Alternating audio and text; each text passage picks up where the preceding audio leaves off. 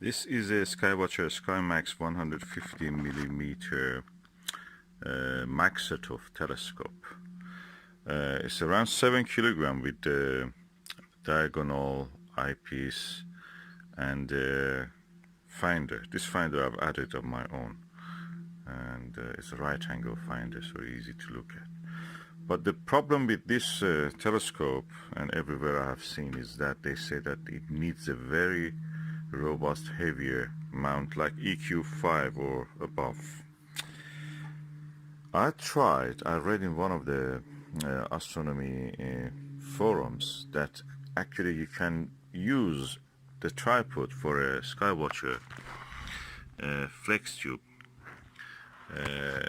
Dobsonian mount. I'll show you the telescope itself, the box of it. You will remember.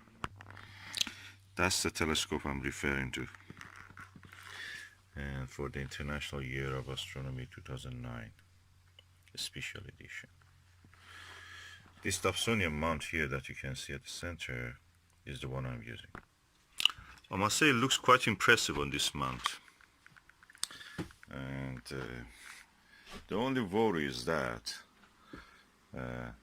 will it actually take a long time to dampen the vibrations that happen when you touch the telescope or a mount, or can it do it quick enough in under 4 seconds, sorry.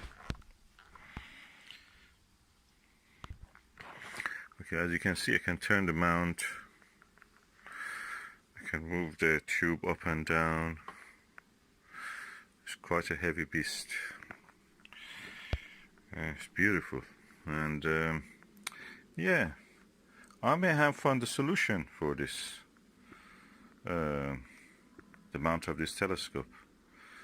The thing is that when you have a telescope, a heavy weight, anything, at a height, that introduces vibration naturally.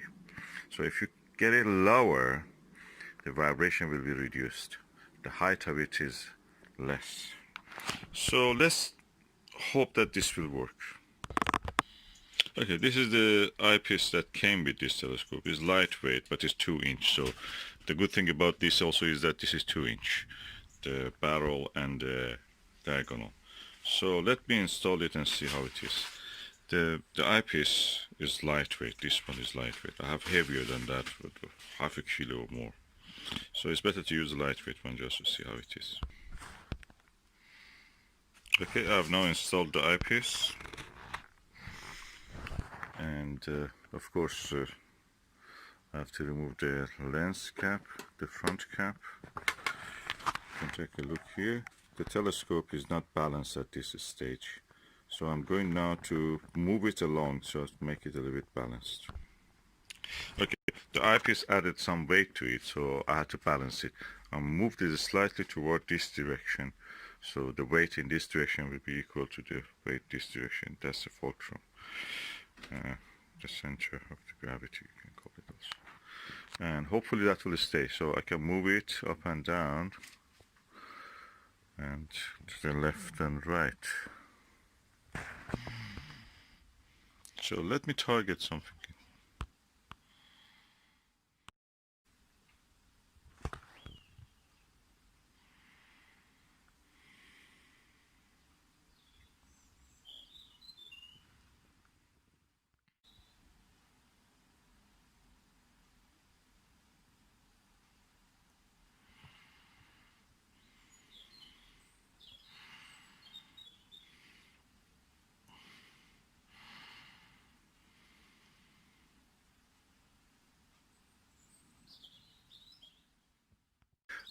Actually, I'm quite impressed by the performance at this stage, because this tube, as you know, Maksutov needs to be cooling down, climatized, as they say, acclimatized. So, because this side of it is enclosed, there's a meniscus here, and this side of it is a mirror and a casing, and this side of it is a tube. Okay, there is convection currents inside of it. Maybe is a different temperature to the outside environment until they reach the equilibrium, which takes around anything between half an hour to 1 hour.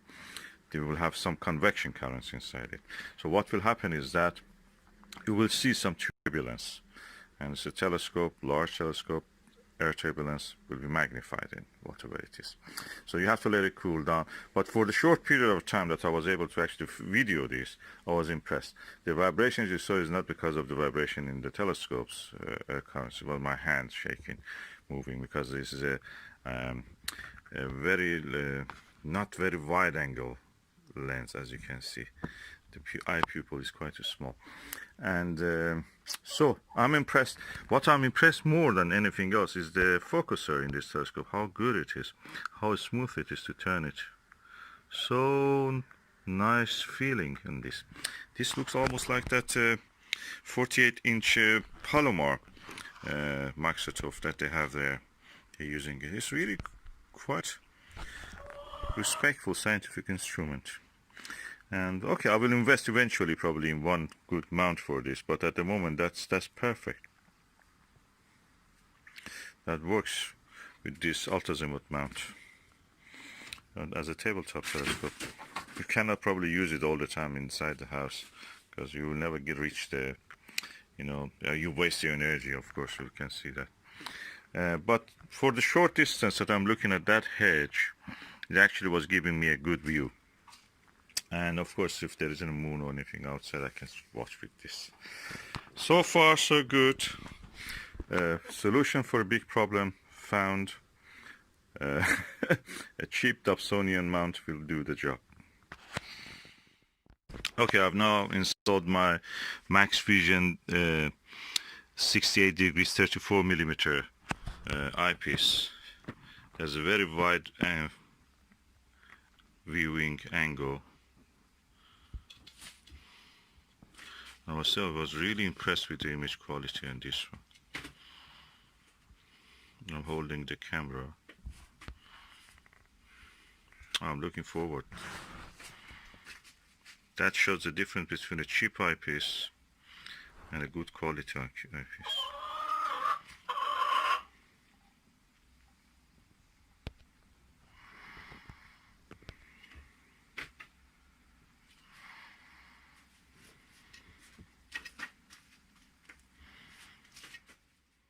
I think I will use the Maxvision with this. It goes better, it gives a better result.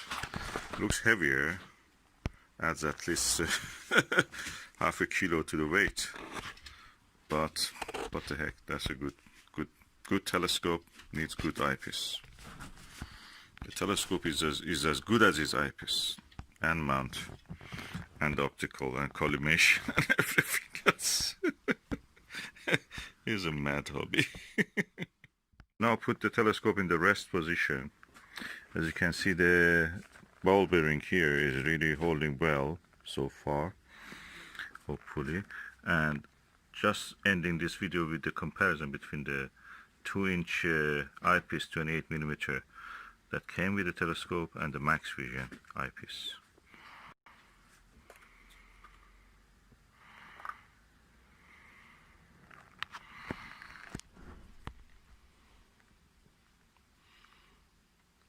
Sometimes the size probably matters.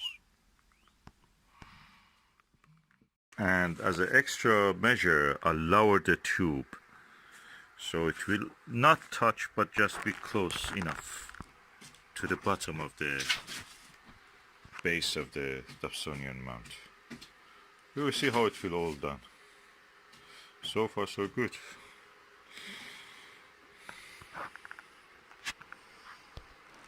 It's a big scientific instrument. And let's see what's using telescope. Oh, it's reverse.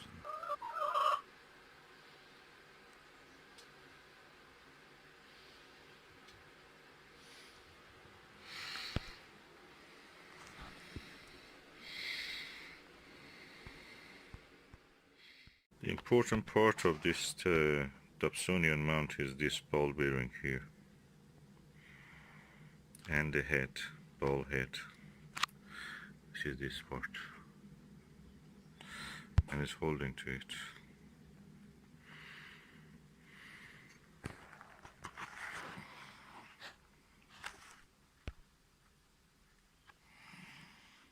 This has the capacity for 10 kilograms, I've read. So we must be able to hold this. 7 kilogram with the eyepiece, 7.5 kilogram. The telescope itself is around 5.5 or 6 kilograms. With the addition of the eyepiece and the diagonal and the finder, it increases to 7.5. Half a kilo of the eyepiece, if you use the Maxvision heavy eyepiece, that will increase it to around 8 kilograms, yet within the limit of this. But the best chance comes when we observe something like the moon. But this is the biggest telescope you can have probably on the Dobsonian mount on the tabletop.